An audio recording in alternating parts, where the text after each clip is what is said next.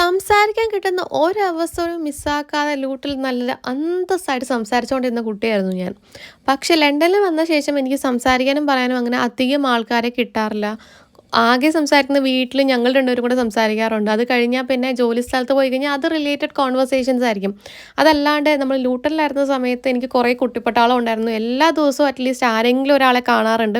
Even Saturday സൺഡേക്ക് ഒന്നെങ്കിൽ അവർ എൻ്റെ അടുത്തേക്ക് വരും, അല്ലെങ്കിൽ ഞാൻ അവരുടെ അടുത്തേക്ക് പോയിട്ട് ഞങ്ങൾ ഭയങ്കര ആക്റ്റീവ് ആയിരുന്നു. ഭയങ്കരമായിട്ട് അവരെയൊക്കെ മിസ് ചെയ്യുന്നുണ്ട് കേട്ടോ.